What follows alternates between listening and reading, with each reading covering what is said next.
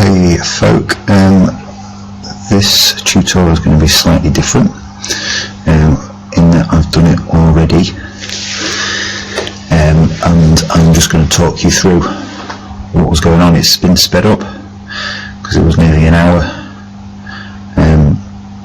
but yeah, so basically what we're doing, do something Halloween themed, and we're going to put some effects using layer masks and some clone stamp and healing brushes. So what's happening now is I am just repairing the sheet where this arm used to be. As you can see from the layers, I've got a copy, I've kept the original. Just using the clone stamp tool at the moment, you'll see that at the moment it's a bit blurry, it's a bit smudgy where the arm used to be. That's okay, because once we've gone through it and we've done that, we're going to now use the healing brush, which is a little bit content aware, which means it's going to start looking at the areas around it and it'll be able to paint the sheet back in with a bit more of a texture. So now I've got another copy of the layer, and I've put a bright red background behind it, and that's only so that when I've deleted it I can see what I've deleted. I've had a little bit of go with the magic wand, but as you'll see in a minute, it was a terrible idea. So we undid that and decided that we should probably do this manually using the pen tool. Okay, so the whole purpose of this is that we want a layer with the sheet on and a layer with the arm on, and then we can work between them, and we can have them completely separate. Okay, so just using the pen tool, removing the bezier handles as we go. A little bit time consuming doing it, but it will look better in the end. I tend to do it in sections, just in case you go wrong. At least you don't have to undo too far. But yeah, I'm not zoomed in too far, but it does need to be quite neat. We are going to put areas of this back, so it doesn't matter too much if there's a slight blemish, because we are going to paint a lot of the stuff back in. But the idea is that we use the pen tool to create a path, and then we make that path into a selection that allows us to delete things. Okay, the best way I've found to use the pen tool is to click and drag the curve, hold down Alt and then press in the middle, and it removes that bezier handle. And the bezier handle tries to offer a bit of control to the curve, so by deleting it you get that control back, and it doesn't try to finish off the curves for you. Okay, so last one on this, got that deleted, and then just use the lasso tool to delete all the other bits, and then we'll end up deleting the red background. Just don't need that anymore, and we can see that we've got that arm separate. Yes, the shadow's gone, but we'll be able to paint that back in with the mask. So I've got a layer mask on the layer with the arm on, and I'm now going to provide some cuts. This attempt was redone because of where I've deleted, so I decided to put the first cut a bit further down and do a little bit easier, and then back onto the background layer. So made that first cut, second one at the wrist, and the third one about halfway between the two. I've used a soft brush, and I'm going to paint some of that back in. It's just nicer to do that, I think. So now I've got an image of some steak with, I think, if that's spaghetti or pasta or something. So what I'm doing is I'm just cutting out the part of the meat, so that to get rid of anything else, and this is going to be used for an effect. So I'll get rid of that, and then we're going to drag it into our picture. Change the colour mode, because wherever I downloaded it as, I think it must have been in Index Color or CMYK or something. And I'm just going to position it so it covers all of the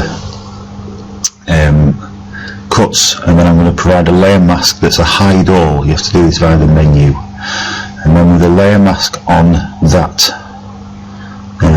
steak layer, I'm just going to create a little bit of a custom brush with a cloud texture. when I first did this, it had a cloud texture within the default textures for the brush. Turns out it doesn't now, so I had to very, very quickly decide that I still wanted the clouds, so just going to paint those back in onto there and define it as a pattern, and then when I pick my brush I can apply that to the thing. Okay, so you can see as I paint on it, it puts the stake back. So what I'm going to do is I'm going to draw a line onto unmask areas of the stake layer on the edge of each of the cuts, purposefully going over the edge of the arm because we can use the selection to make it perfect afterwards. There's no point in trying to line it up. Might as well go too far, and then as you'll see, get the mask, get selection, invert it, and you can just mask that back out into the shape of the arm. Okay, so what I'm going to do now is I'm going to create a new layer which is a duplicate of the background layer. I'm going to call it shadow, and what I'm going to do initially is hide it all with a light mask, and then I'm going to paint back in with a softish brush where the shadow needs to be. So this part does take a little bit of time, but what I want to do is I want to paint the shadow back in until you can start to see the old sheet, which you can see from here is quite a bit darker than what the healing brush has turned it into. It's not a problem. We just need to, as soon as we can see that line, it means we can mask the old sheet back out against the line of the shadow, which is kind of what we want. So once we've got these, I'm masking a bit of the arm back in on those smooth selections as well. I'm going to mask a lot more back in onto the shadow of the hand because I don't know what the light's going on, but it's definitely create quite a complex shadow. But the sheet goes kind of back to normal down there, so just by masking it back in, it kind of blurs back into the original sheet from there. Okay, so what I'm doing now is I'm getting a brush. I'm just having a bit of a play to see what the best brush would be. I'm just going to draw back in the shadows against that line for the sheet.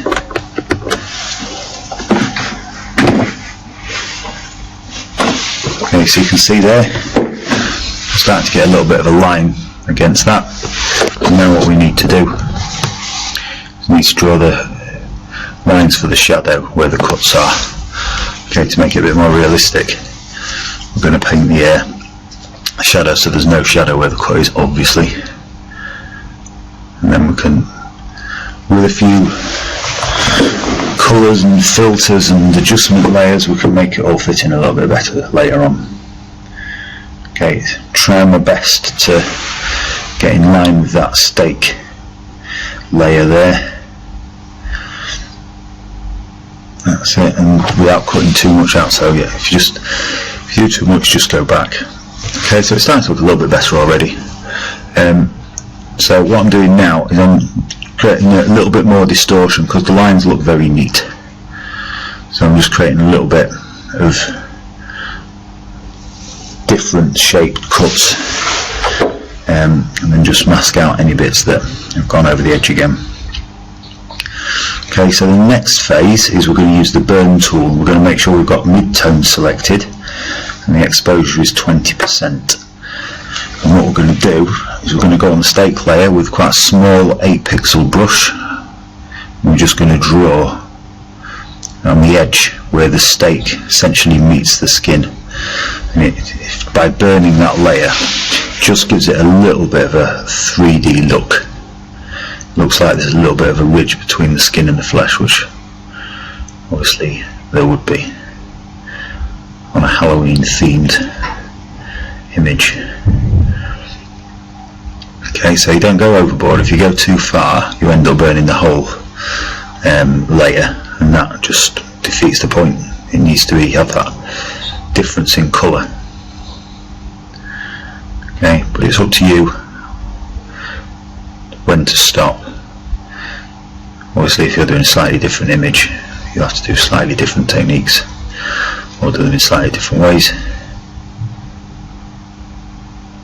But starting to get there. So I'm going to go back to that original brush with the cloud texture, which I'll just have to set up again because I never saved it, and I'm going to just paint back in on the stake layer, just to give these cuts a little bit more of an oval shape. They're a little bit thicker in the middle, and that gives it a little bit of the impression that it's again, it's got 3D texture to it. It's like it's almost the shape of an arm, and the cross section of one. Okay, and again, doesn't want to be perfect because it wouldn't turn out that way, but also it does want to be roughly the right shapes. Okay, so once we've got those, we're then going to start to look at some other parts of the image. So I'm going to duplicate the stake layer and change the levels, and then hide it again with a brand new layer mask. So the levels have basically made it darker.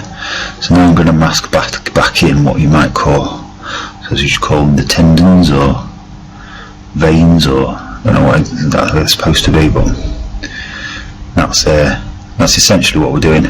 And again, we're trying to go random. There's no point in putting one at the top, one in the middle and one at the bottom on all of them, because it'll look too contrived, look too neat.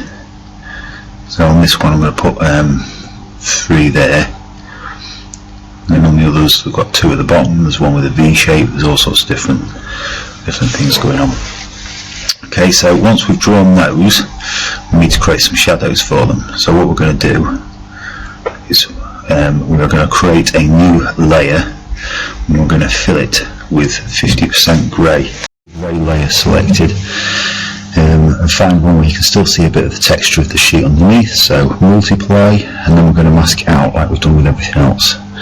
And we are just going to follow roughly the lines and the shapes of the street bits, as I've called them. Okay, doesn't look totally great quality, but you've got to remember how thin they are and how far we're zoomed in. Okay, and we are also going to make them slightly rougher. That last one I'm leaving for now, because I'm going to go on to the other layer with the shadow, and I'm actually going to mask it in with that. So I've applied a small Gaussian blur to those shadows, and then I'm going to go back onto the shadow layer with the mask, paint on the mask and all that, and just put that back in.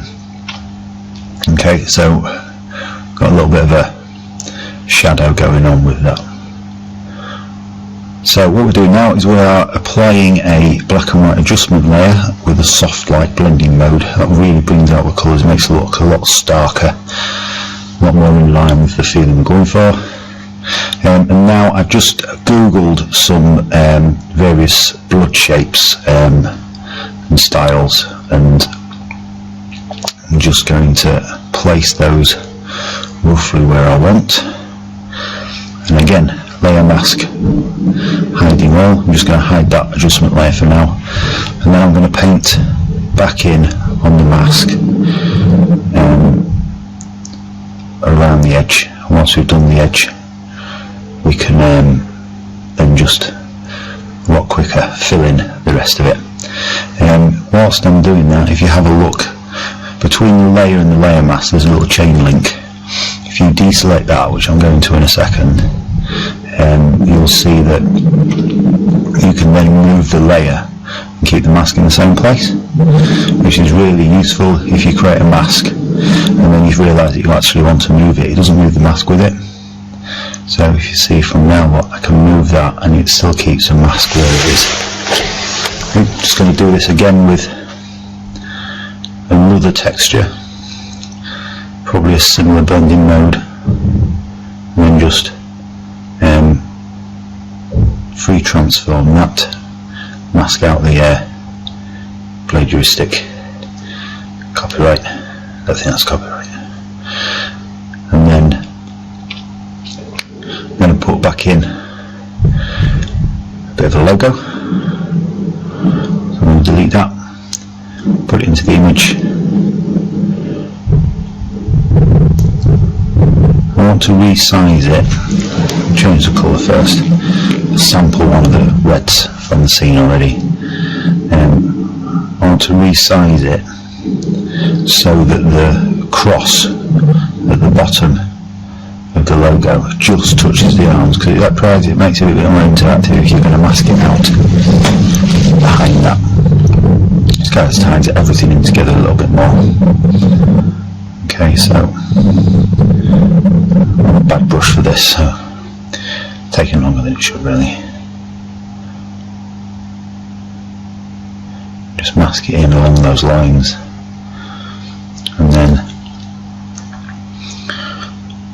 I'm going to crop it slightly, and then I'm going to change the dimensions because it's not in any form of aspect ratio, so I'll change it 1920 wide, flatten the image, and then I'm going to create a new image that's 1920 by 1080, and I'm going to drag it across so that we can then position it.